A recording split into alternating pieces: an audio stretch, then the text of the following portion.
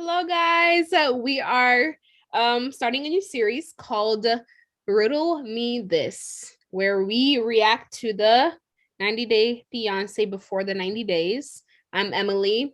My name is Anitha. And we're just going to jump into it, okay? So let's start with the first couple, Elena and Caleb. I'll let you start. Or should I? I'll let you to start. Yeah, you're in the beginning of the episode, we first of all talk about the jet lag. Elena's obviously, she's not happy with the fact that she didn't get any action whatsoever. And I don't know, I wasn't siding with her on this. I was totally Caleb. I was with Caleb on this argument because I don't think she was, I don't know what the right word is, compassionate enough maybe, or understanding enough to know that he just came from a flight that's 20 plus hours to come see you, girl. Like, right. Go ahead. I also feel like it's important to recognize that she already feel insecure about, dating back to the last episode. She was insecure meeting him. So she had this build up, like, anticipation, like, when we meet, we're going to do this and that. He's going to hold me. He's going to pick me up, throw me in the bed and stuff like that. So I think it's anticipation and maybe disappointments. Yeah, disappointed. She was disappointed. So which I feel like it's fair. And I'm hopeful that in the future they'll work it out. And I feel like they kind of possibly dragged it longer, whether that is TLC's editing or just what it was, because I didn't also feel like Elijah, Elena's friend, had no reason to get onto that either. Right. I mean, it's reality TV. I don't think it was just like boring if what's his name again? I forgot. Elijah and Caleb. If Caleb had met her expectation up front from the airport, there would be no show. They need drama. They need drama. So however they can get that drama, that keeps us, glued to our TVs. What did you think about that scene where Caleb went upstairs and left Elena downstairs? Any thoughts? He went upstairs with with Elena's best friend. Elijah, yeah. Girl, I was like, you're doing the most. Talking about, do you feel that? Do you feel that? I listen, I'm with Elena's friend. I'm just like, it was like, that's weird. It's like, what is it that you're feeling? Can you describe it? But I mean, and also, I think his story, Caleb's story was like that. It was like, a spiritual person, he does like nature walks and stuff like that. So I think that was something that not out of norm for him at least, but I always find that odd in just day-to-day life. Did you find it inconsiderate at the fact that he left Elena downstairs? How is it inconsiderate? He extended that. He said, do you want to go? He asked Elena, do you want to go upstairs? Elena's like, no, I don't want to go. And so I'm actually surprised that Elena's best friend decided to go upstairs with him, which I felt like that was perfect. I feel like maybe deep down, maybe Elena wanted that to happen so they could have a moment and maybe the guy can have like a little chat and get some insight, or, I don't know. Yes, I didn't see it from that perspective, but yeah, that could have been definitely like some bro time or some... Yeah, some time to get, because I feel like, Elena maybe suspected some tensions and they just like, okay, just go upstairs and figure that out. Exactly. Our next couple is Jasmine and Geno from Panama and Michigan, I believe. First scene, the blue pill. We don't need no okay, we don't need no blue pill in the bedroom. I was all there. I was like, he said, I didn't need the blue pill. I didn't use it. Like, it's all that, And she said outstanding. I'm like, damn.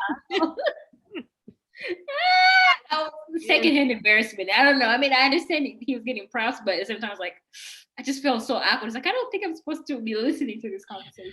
Very private. About it. But I'm glad they did it. I'm really glad. Because I was gonna say last episode, I was like, Geno, you're supposed to have that pill like ready to go, like in your pants. Like he downplayed it for himself. He downplayed that. You shouldn't even have that under your tongue, maybe. Like try to find something because you might need that. But hey, man, find out he didn't need it. He didn't need it. And you know. Exactly. We actually didn't see that many scenes from Jasmine and Geno. But I was gonna say also another thing to add. I was gonna say the hat situation. That man probably glued. He's like super glue. You know how girls like the little cap, you glue the cap. Maybe that's how he has his hat on like that.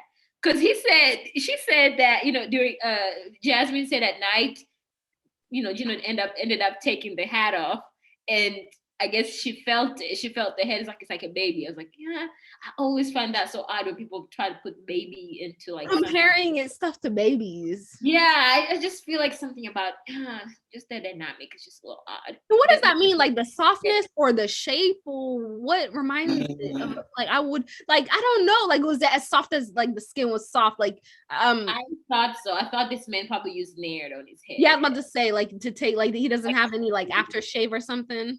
Nothing. Yeah, not ingrown, nothing of that. So I think it's just in terms of softiness. So I guess kudos to him. The ex-wife in the store about how the ghosts of the past need to stay okay. Okay. Jasmine does not play. I think she's so crazy. She is crazy. And I think that also that comes into the bedroom too. And I feel like Gino's also crazy in the bedroom. But of course, he has to put like, I don't know. His craziness does not measure to Jasmine's at all. I think he likes, it's like playing with fire. You're like, oh, okay, I can measure it. Like I can play with it. Know what? I feel like Geno is crazy. I feel like Jasmine is more confident. Like she's like, she'll follow up with the societal, definition of beauty. So she has that room to express that because regardless how she, imagine if Geno came off the way Jasmine comes off. You're like, wait, what? You look like that and you come off like that? Like you're crazy. But because she gets it past, she gets it past because she looks like that, But I feel like they're both crazy. And also, I was kind of confused when he said that he was still friends with one of his exes. Did he mean to say like he was friends with the family? Because I remember before he went to Panama, he saw the family-in-law of his ex-wife. I thought that was interesting too, because he was married, and I'm assuming aside of him being married to his ex, maybe he had girlfriends before that. You know what I mean? Mm-hmm. So the family that we saw last week was from, I think, ex-wife. Mm-hmm. So maybe he's friends with his ex-girlfriend or somebody like that. So I guess they're just holding this into like, once he goes back home, it's gonna be like, hey, this is like, we're gonna get to know more about his backstory and his exes. We'll meet his exes, and then maybe that will be his opportunity to introduce Jasmine to be like, hey, we're engaged and whatnot. I can see that coming. I don't know why. I feel like sometimes the TLC programming, especially 90 Day Fiancé, is very predictable. We'll get more into like the preview for the next episode at the end with our expectations and predictions. The next couple though is Memphis and Hamza, my favorite personally. We begin off with the communications / lies from the get-go and the 2-hour car ride from the airport to Hamza's home. Thoughts about the language barrier? I think when we were watching this, you had mentioned that, it's interesting the fact that Memphis does not speak in Arabic. She comes in with this expectation that he will speak a little bit of English, but it's kind of a bit unfair. You're dating somebody from a different country, different culture, different language. Mm-hmm. You should at least make an effort. You shouldn't really expect the other person to carry the conversation or the other person to know more about your language, more than you do. Exactly. And I feel like on top of that, you should come prepared. I don't know how the internet works. Of course, once you touch down, you're not going to have access to whatever Wi-Fi the case may be, but at least later on when we talk about Ximena and Mike, at least Mike came in with 2 devices. Like he tried his phone, he had all that. Like, he had backup planned like A through Z. But I know, and I understand, I don't know. I think we're debating if they're speaking, and I don't know if during this episode, did you understand? Because I know you speak a little bit of French. Did you think that yeah, they they're like ça va bien. Right, I figured. So I would think that, I didn't even think about that. They speak French. they spoke French. So there, she had two opportunities to learn a little bit, like bonjour, or if I don't know if they greet each other salam alaikum for Arabic, something like that. Like at least the greetings, but we didn't even see that. So that was really kind of like part of me, was like, I'm kind of sad about that. I wish she had made a little bit of an effort. But in terms of the ride, I know we talked about the photo, the fact that Hamza did not have the background of her. I mean, again, I guess that to explain that better, or just she always used that in my past relationship. I'm guessing that the person that she was with did not find her attractive, so she wants to feel claimed, like, hey, I'm desirable. I mean, I'm a desirable person. So, and I can see that being a problem in the future, especially that I feel like the fact that they already have shaky foundation, being that the language is off, everything that builds upon that's going to be a little bit shaky. Everything get blown out of proportion because like we don't understand each other. There's a lot of misunderstanding. I'm wondering if the driver understood what was going on, because like they had like little scenes that he would show, like looking at the mirror. He's about to go down back there. Go down. Oh, whether he was paying attention to the driving or too concerned with the conversation. Exactly. I was a little bit interested to know that if he understood, because I think in the beginning they were talking about the big breast thing. So he has a little bit of English knowledge. Those words caught his attention. Like, what's going on? But that's a universal language. Big breast. It's like, but also, we saw when they went home, and again, the language stuff, like I feel like she goes in as somebody who, speaks English as a second language. Like she went and spoke like just an American, like you look beautiful, like blah, blah, blah, blah. It's like, chill, calm down. At least like, greet your mom, like, hi. It's very cliche of Americans going overseas. Like you expect people to speak your language, to speak English. So I'm really disappointed. And I hope if they're still together right now, at least she knows a little bit of, Arabic, French. Seek therapy and let that, those baggage go. With Hamza just lying about him being able to share a room, the bed with Memphis when she came. I don't know. I think it's a big lie. And it was more concerning as I heard Memphis talk about the fact that he kept her reassuring her. Maybe if he had said, oh, mom said, yeah, it's cool. And they only talked about it once. And then like, oh, she changed her mind. Like we talked about it a long time ago, but he kept on reassuring Memphis, knowing like, oh yeah, no problem. Because she suspected it. I'm sure she was skeptical herself. So I felt for her on that note. Kind of annoyed me was her conversation after she arrived at the house and she was able to put her luggage in her room, and she sat Hamza down, told him like, hey bro, like we gotta get it done. We gotta get the test drive this car. Hey, I'm not buying nothing, signing nothing. I gotta see how this works. I want to see, and like I don't know, that ultimatum, I was like, oh dang, like a lot of things came in my head. One, thinking like, okay, I understand, understandably Hamza lied to you, like no, like that's not cool, but it's part of the religion.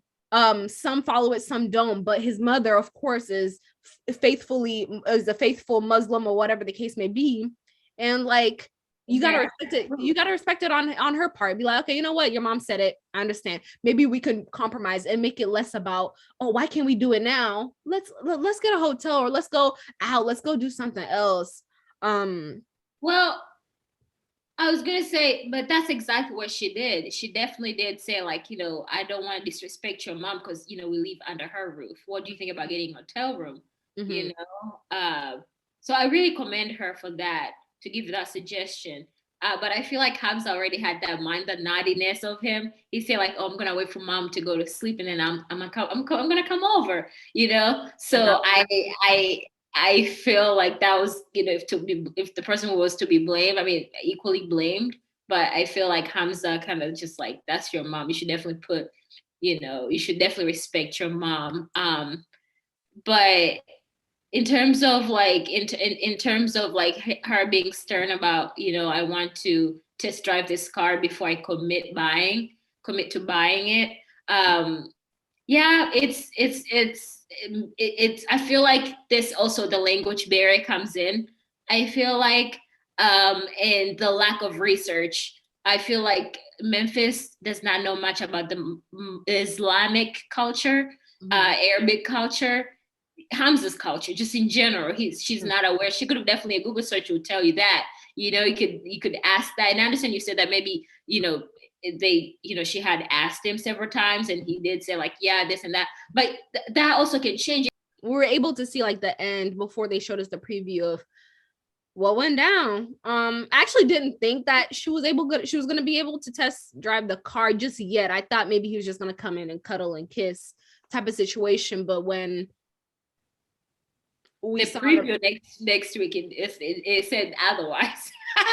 She test drive that. She wanted the oil change, all that. And my thing is actually for that situation, for that soul situation, I do blame Hamza for that, because it seemed like he was, I don't know, he knew better. Like when he said like he was gonna sneak in, he does not speak the language. He could explain. Like imagine if he knew better in terms of like he knew better than like, hey, if you're gonna be sneaky, come during the night when he's sleeping, not in the morning. Don't stay up until the morning when your mother usually comes. Like we saw that in the beginning when we met Hamza. Like his mother came in, gave him breakfast or whatever the case may be. Like, come on, just know, oh, mom wakes up this time, I gotta go. Like I gotta chop.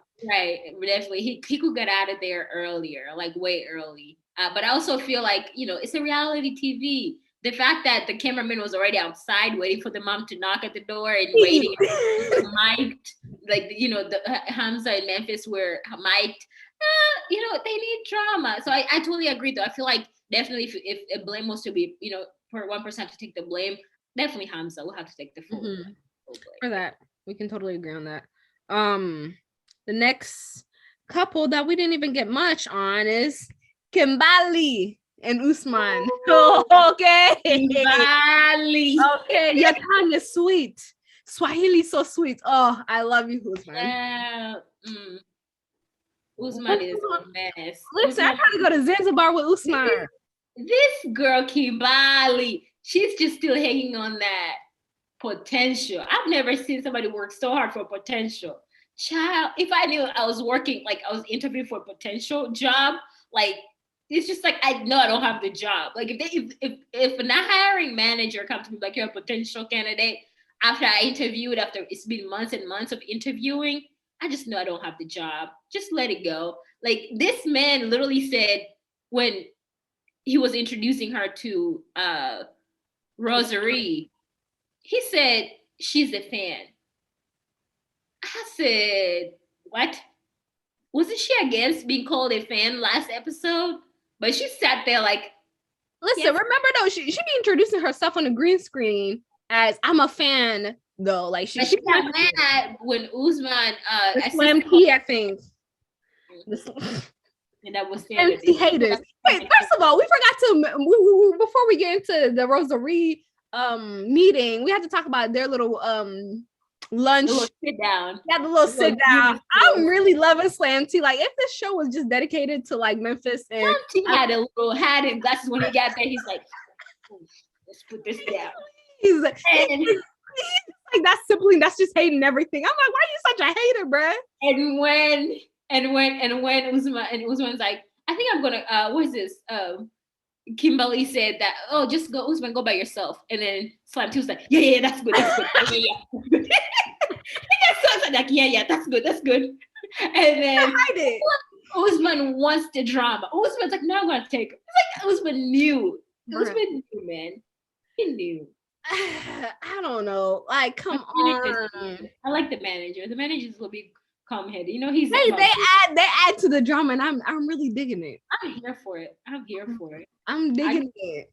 I just want them to get a green screen separately, Telling you. I think Usman's choice to bring Kembali to meet Rosary was definitely, I think it was a production choice, because I feel like he was okay with the fact that she was like, oh no, it's fine. I think he was going to like be okay, like I'm not even gonna fight you, but I think production was like, no, she has to come. You have like, to push for her to come, to create more drama, because like that was a cliffhanger. It's like, oh my god, it's about to meet Rosary. Eventually find out that Rosary's not even interested in exactly. She's a homegirl. Exactly. She was like, oh, super cool. Exactly. Like, from the get-go, she was just like, bro hugging him. I was like, that's nice. Mm-hmm. I really liked it.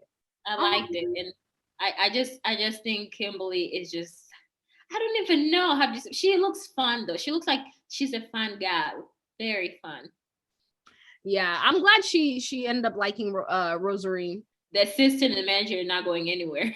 They're about to put her through hell again. Exactly. Since that didn't work, I think I'm sensing what's gonna be next is the music video with the big booty girls. Okay, that's what's next. I sense that. The dancers. Remember, Usman was requesting for dancers. Ask Rosary for dancers. Yes. Tanzanian girls about to come. They're about to show out. Okay, and what else? The song too. We also have to figure out about the girl, the name of the song and his connection to the girl, and have them. That's another drama. So the next couple is Ximena and Mike from Colombia, and I forget what Mike is from, but America. I think something he was made a reference something about New York, but I don't think maybe it was. Yes, yeah, he is. Yeah, he's from New York, upper. I think it's upper state. Yeah, not New York City. Yeah. But yeah, I think from last week's preview of this week, somebody said like she said he looked like a tomato. I really didn't understand the reference. I was like, what are they doing? But I guess he is working hard.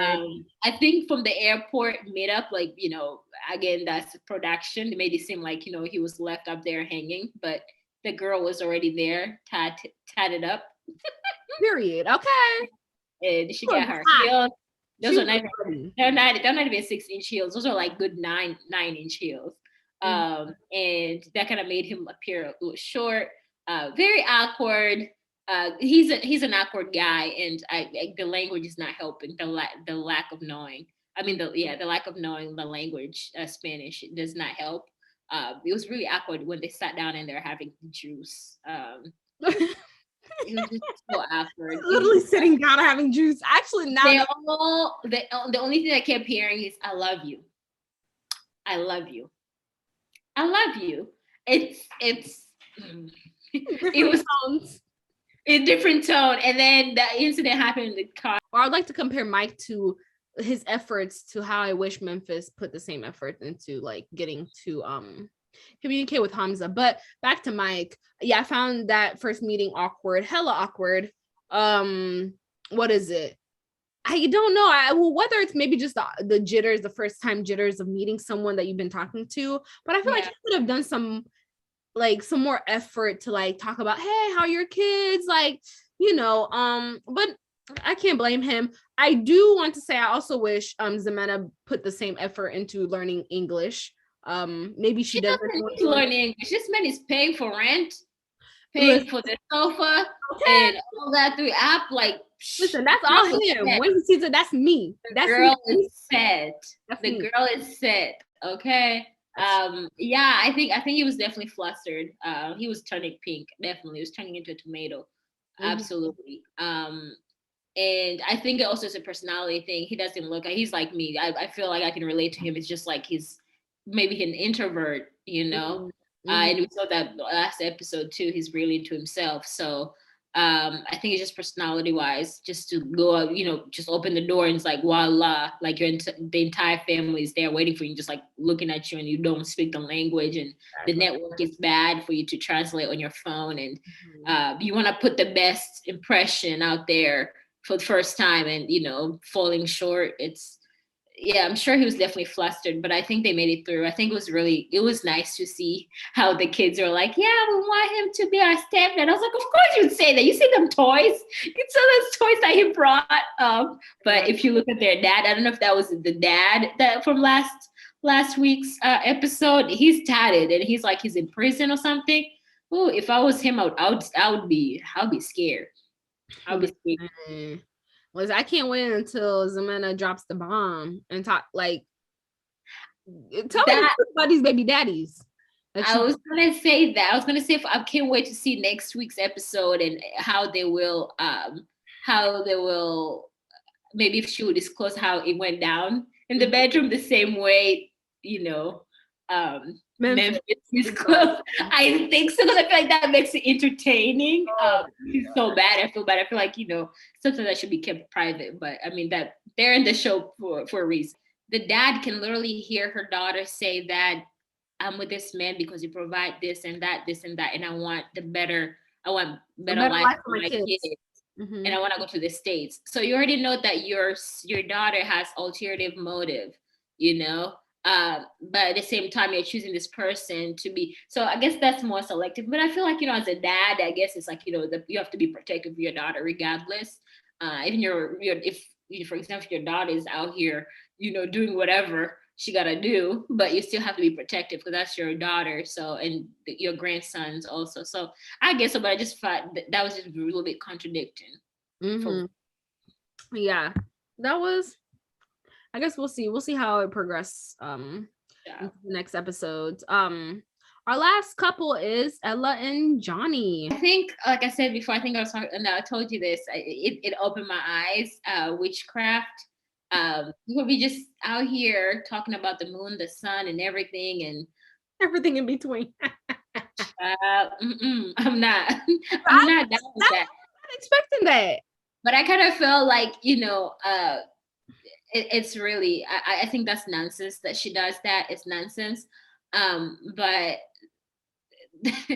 I just think it's a little bit of a fetish going on here. Even when they were talking about their sexual desire, it's like, oh, I want him to wear the most Chinese clothes and have a sword and the dressing up with wigs and stuff. So and the fact this guy is really pushing that, oh yeah, I like, he has, she has a cute face, cute personality, but she needs to lose weight. So on both sides, yeah, it's built in fantasy a lot. So I don't know how that work in real life. Okay, the good in this relationship is that they're both problematic, so it balances each other out. There's no bad guy, bad girl, or whatever. Yeah, I think it's definitely problematic on her end, fetishizing his culture and right. I would say that too, but at the same time, it's like as an African American, I don't know if it's my place, because as an Asian man, he seemed okay with that. So is it my place to come and be like, hey, you're wrong, you should not do that? He seems okay with that, and she's okay with it as well.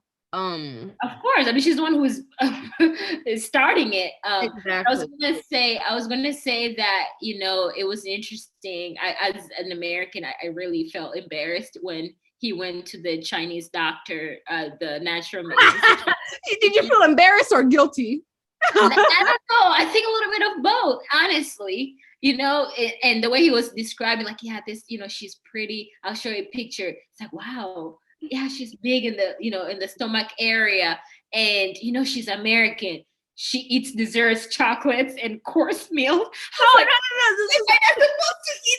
When you said full course meals, remember last time we watched the last episode, you said full course meals. I think he meant, of course, meat. I think that's what he said. I think that's what he said, meat. I'm not sure. I think I was so embarrassed with desserts. It's like they have this notion that America just ice cream, pints and pints of ice. I can't say nothing because I just came from eating some Ben and Jerry's and a carrot cake. But listen, it felt hard hearing that. It made me laugh. I really couldn't blame him. I really couldn't either. I couldn't either. And I think it's also another interesting when he had a little meeting with his friends, and the friends were like, oh, you're about to be suffocated. And the friend who was saying that, he had the audacity. I was like, I know you ain't talking. I know you're not talking. I know you're not. Twitter was pointing that out. It really be. Exactly. And I'm glad he got read. I'm glad he got read. It's like, I know you ain't talking. Suffocated. Exactly. So I'm glad that thing, but besides that one friend, I think that some of his other friends had some good points about the risks that he is taking. And at first, I don't know why I thought that he was only coming to America for like a few weeks, a month max, but 3 months. Yeah. You don't have to be quitting your job, because I don't think any type of job has that type of PT, pay time leave, or like 3 months not seeing your kids. Not, I understand that's a big risk. So I feel like the friends were in their right to bring awareness to that. And he's also in the right to take the risks. It's not like he's leaving his son in danger. He's with the safest people that he trusts. Yeah, I was gonna say that. I mean, you know, I guess it's love, and you gotta take risk. I'm a problematic couple, honestly. For me, the fetish part of it is just not. You can't get over it. It's just like I always have like my eyebrow. I raise my eyebrows like when I listen to. I'm like, Just like Elena, you know, just like you're like, Right, and also when she was trying to do the witchcraft, I'm like, is she trying to control him to like, okay, do this, like I want you to love me, you know, trying to like, you know, I don't know. I just think it's a little bit problematic, and I feel like, you know, TV is where they belong. They belong on TV. I mean, she belongs on TV more so. Oh my gosh. I don't think is going to be successful. I did see on Twitter someone had said something along the lines of like, what happens if she doesn't lose weight, like how, or refuses to lose weight, like how lose weight at the pace of what he imagined, or he's not satisfied enough, you know, maybe she's satisfied with a few pounds and he wants more. I don't see that as being detrimental to the relationship, but I see that being like him settling, or just being like, you know what, if I just want to come to America, I might just like, I don't know, stay with it until like, you know, stick it out until. And I was gonna say, like, out of most of the 90 Day Fiancé cast members, I feel like him coming from China, he seemed like he has a decent job. He said that he works in a, you know, an electric car plant, something like that. So I feel like he has a decent job where he's at. Maybe he's really looking for love. Maybe it might be genuine, you know. Yeah, that's true. I just think it's definitely gonna be an interesting members of this cast. I'm so looking forward to see how their story unfolds. Yeah, I'm excited to see that too. Let's talk about our expectations and predictions based on the preview that we saw. Boom. Let's talk about Memphis and them. Oh, honey, that car wasn't. Let me try it again. I tell you, the entire, I don't know however many seconds that little trailer was, I just had my hand on my head like, and Jesus, take the wheel. I have never on TV, on national TV, like, hey, you did it fast. Is that normal for you? How about that? Is that normal for you?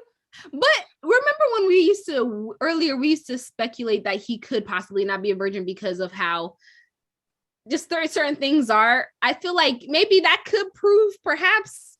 I don't know. But I wonder if that will be, you know, his answer to be like, hey, I've never done it before. You're the first. Maybe that will kind of get more of understanding. You never know.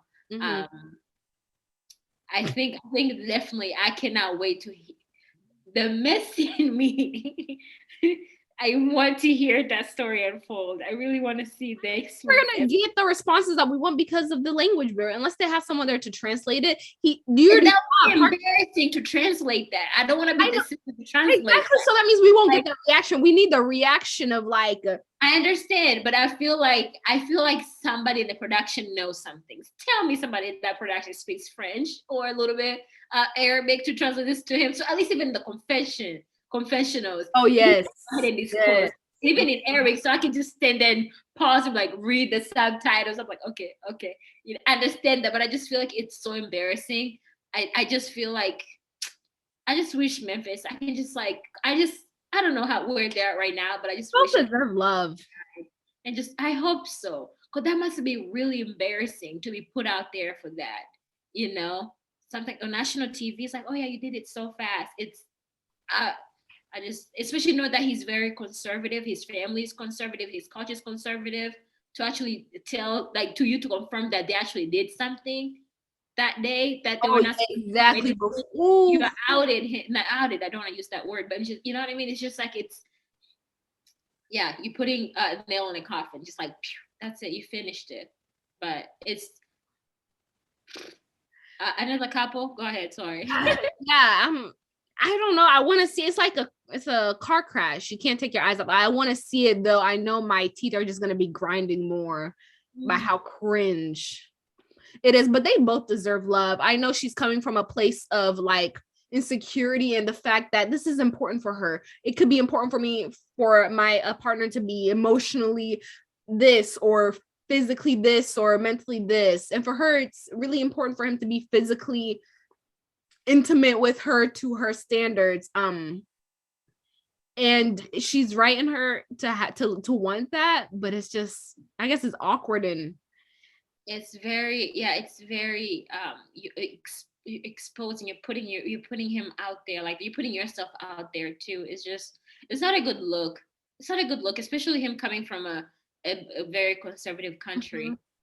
Culture and background. It's not a good look for, and it kind of speaks loud that Memphis did not really do the research. Did not do the research.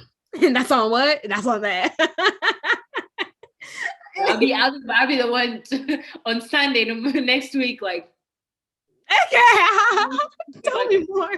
Tell me more about this country you didn't know. Tell me more about all the things that went wrong last night. Tell me more. I would love to know his mom's reaction, like what she told her daughter or her green screen reaction. Yeah, I feel bad. I feel bad for that woman. I mean, I feel like, I feel like as a mother, she probably tried her best to raise him in a certain way, knowing that, I don't know why, did they disclose what happened to his dad? Hamza's dad? No, but they're divorced, so I'm guessing he's not in the life. Right. So I'm interested in knowing that. And I feel like, when a single mom raised this son, I feel like she put her all in her all, yeah. Trying to make sure that, she married right. He gets all that stuff done and in order, get married, have kids and get job and whatnot. I feel bad for her. I feel for her, especially after we heard her story last week. And yeah, I'm interested to see how that goes. I wonder what would be her reaction. But I know that in terms of like what to expect next year, I really don't think that Memphis started off there at the right foot with her. I think this is gonna be spiral down. Definitely, because the mom is not gonna take it on Hamza, it's gonna take it on Memphis. Do you think they're gonna make it to the aisle or the? Of course, but it's gonna be dramatic though. It's gonna be a dramatic. Make it to the aisle. You don't think so? I don't think so. Gosh. I don't know what, but I mean, she has to get married. I feel like she has her mind made up. They have to get married before she goes back, because I feel like she already told her family, I'm getting married, so it's gonna be getting married. But maybe she could do that, but then once she goes to America, a few months going in, and it's like, oh, we cut it off. I don't think so. I feel like she's that person that's like she puts her mind to it, like her friend said. Describing her, like she has her mind made up. She's gonna do it, and but I guess we have to wait and see how the whole bedroom stuff transpired next week, and then that will build from that, because I feel like that can be a breaking point. That can make or break her relationship. So we kind of saw a snippet of how Elena and Caleb's, I think they were meeting her college friend and talking about their possible future of like where they're gonna live, and Caleb did not take so well to having this conversation in front of her friend, or like bringing that up. I am predicting that Caleb is, as much as I like him and Elena for their separate reasons, I feel like what comes with his personalities is also he appreciates the whatever we decide together. We're not letting this influence outside. It's us too. And Elena needs a lot of support. And like also speaks their background too, because I mean, he said that he's traveled the world by himself. Like, remember his introduction, it was just, he does his own thing by himself, but Elena has friends, like she and I feel like physically she needs the support from people. Exactly. So I feel like that also kind of intertwined with your mental, like, okay, I need to be around people, I need to get their input and all that stuff. And I think absolutely. I feel like it's interesting, but I feel like it's her right to want that, to want like her friend, because it's like early on they've been together, they've known each other for 13 years, and knowing that she had that incident with the South African guy, and trying to make sure that she's not making any decision by herself. And I feel like maybe that was the decision that she made by herself with the previous situation, and now she wants somebody's, other people input to be like, wait a minute, what do you guys think? Because I don't want to jump the gun and stuff like that. I think that conversation about where they will live in the future is too early to predict just yet. Yeah. I think at some point they'll talk about engagement, but I don't think they're going to engage. But I feel like they will drag on this, this drama until the end. But they're going to try to talk about engagement, possibly engaging, but I don't think so. Because 90 Day Fiancé, that's what they're actually, I feel like production will kind of gear them towards that engagement, and I think most shows, they're like that too. They're like, yeah, different franchise. Different franchises of 90 Day Fiancé have done that too. It's like, yeah, we got engaged, and then they just phased out. Exactly. But I don't remember anyone else that was.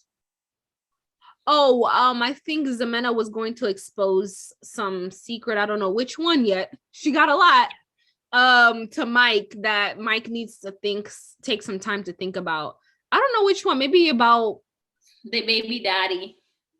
About the baby daddy killing his uncle, or not someone's uncle. Maybe, yeah, maybe. But I think it pertains to the baby, the father of those two children. I think that's gonna be the case. Or maybe she's going to disclose, like, maybe they were intimate, pretty recent. While because they've known each other. Mike, the two they've known each other they've been talking over the phone for 1 year. So maybe between within that year, she went over in person and saw him, and they got intimate, because like that's what she said, how she got pregnant. So maybe, but I feel like it has more so to do with the baby daddy more than anything. Did they show a preview of Usman and Kembali? I keep calling her Kembali, but it's Kimberly. Kembali. No, that's what I was thinking. No, they didn't show anything about Ella and Johnny either. Johnny, possibly something came up that could possibly prevent him from coming. I think it possibly could have something to do with COVID. My hint, like maybe he got COVID or he got exposed, and possibly exposed, or maybe he's doubting. He's having last minute thoughts or cold feet, because he's a provider, as you saw. They say that he's a breadwinner in the family. So him quitting his job, who's going to take care of the family? How is he going to provide while he's gone? So yeah, I don't know why. I just feel like there are stories that the most interesting. It's more interesting when the girl, especially when they talk about their intimate life. I think it's more interesting than their just like regular life, honestly. Messy. It's messy. Messy. But that was episode 4, I believe. Or 3. One of this out. I'll put it in the caption. But that was our recap / reaction. I hope you guys found that interesting. And let us know down below what your thoughts are. And hopefully we can see you guys next week on Riddle Me This.